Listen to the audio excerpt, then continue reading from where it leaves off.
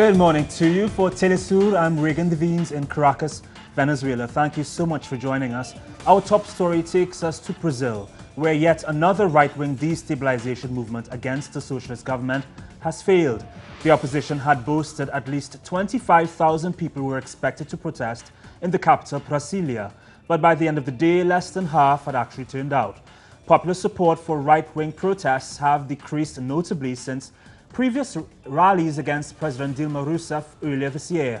In spite of their failure, opposition leaders vowed to continue protesting. Some even openly called for the military to mount a coup against Rousseff. I think the corruption case with Petrobras has profound social impact. The money should have been put into better development of our society.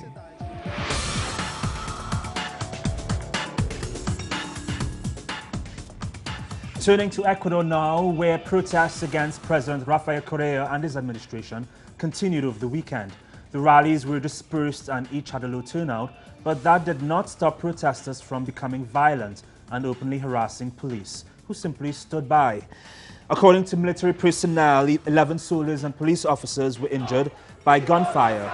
This happened while they were trying to clear a roadblock in the province of Morona, Santiago. Another 80 police were injured during clashes with protesters elsewhere in the country. Correa has condemned the violence, continually urging that opposition leaders keep protests peaceful.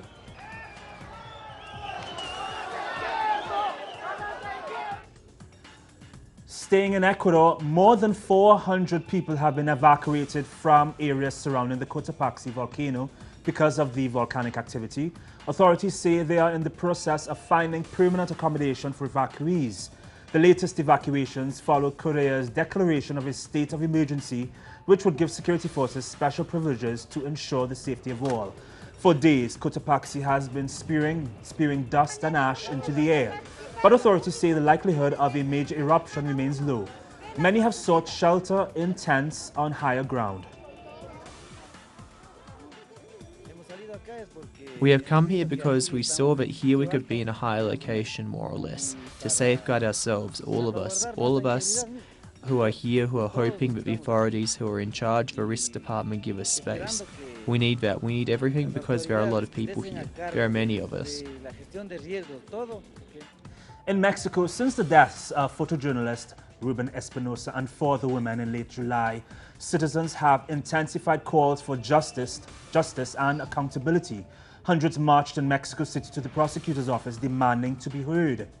In 2012, the Mexican government established a mechanism to protect activists and journalists being threatened. Many said, though, that the mechanism lacks resources, personnel, and political will and support. Noam Chomsky and almost 500 more international intellectuals and writers wrote President Enrique Peña Nieto a letter. They asked him to clarify the deaths of journalists as soon as possible.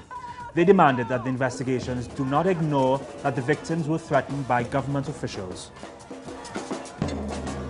We demand not to be condemned to obscurity and the lack of institutional justice. We want to make it clear that we're here to demand our right to exercise our profession freely, without fear and without censure. We're tired of worrying our companions, friends, and colleagues because of the impunity that the Mexican state has generated by not guaranteeing the safety of journalists. Meanwhile, Mexican police say they are investigating the killing of a journalist and local crime lord in the city of Orizaba in the Mexican state of Veracruz. The regional head of the Zetas crime group and journalist Juan Heriberto Santos were among 6 people killed when armed assailants stormed the bar in what survivors say may have been a targeted killing. Veracruz is the most dangerous state in Mexico for journalists, with 18 killed there in the past 15 years.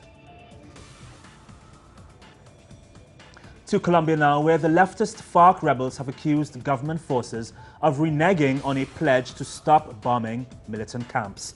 The rebel leadership issued a statement claiming that their camps near the Ecuadorian border had been bombed twice since the government said it would halt such attacks.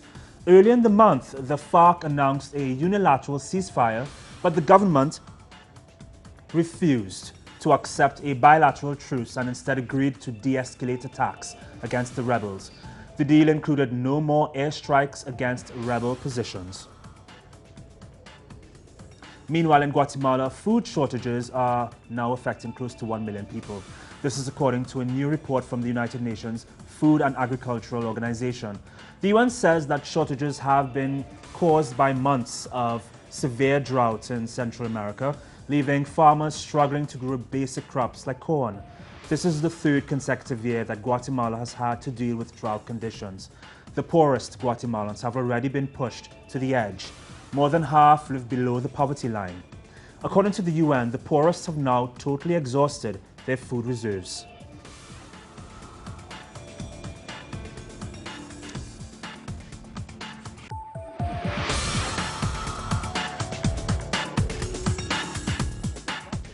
Republican presidential contender Donald Trump has again lashed out against migrants. He said if he was elected president of the United States, he would immediately deport all undocumented migrants.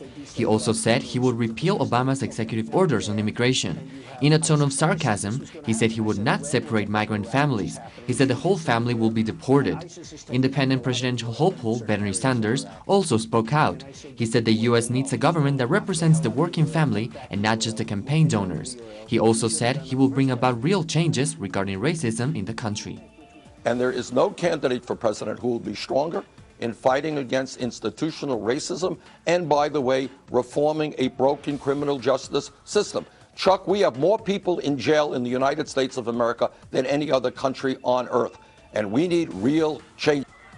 Supporters of a hunger-striking Palestinian prisoner and Israeli right-wingers clashed with Israeli police. Police used water cannons and other dispersal means to try to clear the crowds near the hospital, and a number of protesters were detained. Mohammed Alan, 31, an Islamic Jihad activist in his 9th week of hunger striking, lost consciousness at a Barzilai hospital last Friday. He began the strike after his detention without trial in November. Doctors said his condition is stable. The policy of the head of a southern district was to allow legitimate protests as long as it is authorized and as long as there are no incitement or violence.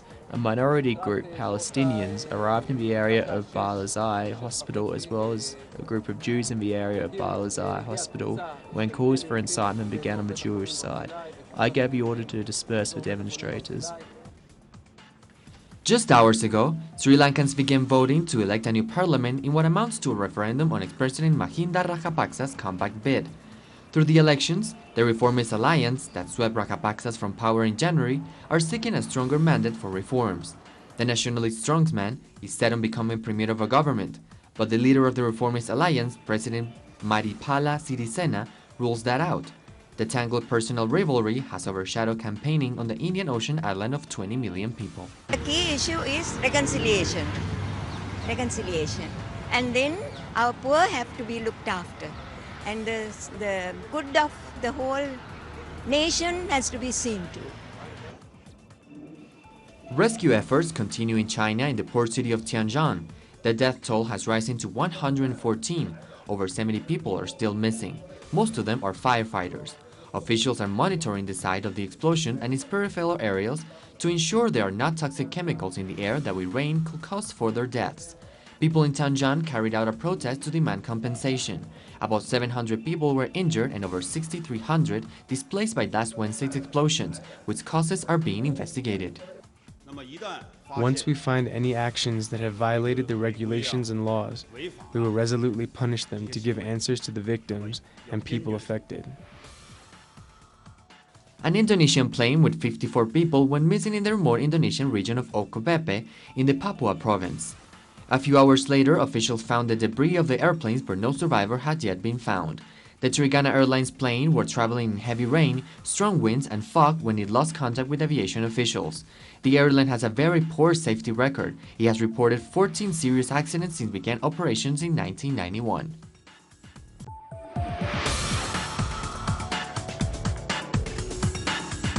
More sad news this morning as U.S. civil rights activist Julian Bond has passed away at the age of 75.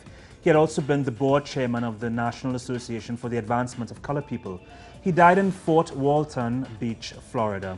Bond has been highly praised because he not only fought for the rights of African Americans, but for every group and every person subject to oppression and discrimination. In the 1960s, he led civil rights movements demanding equal rights for all blacks.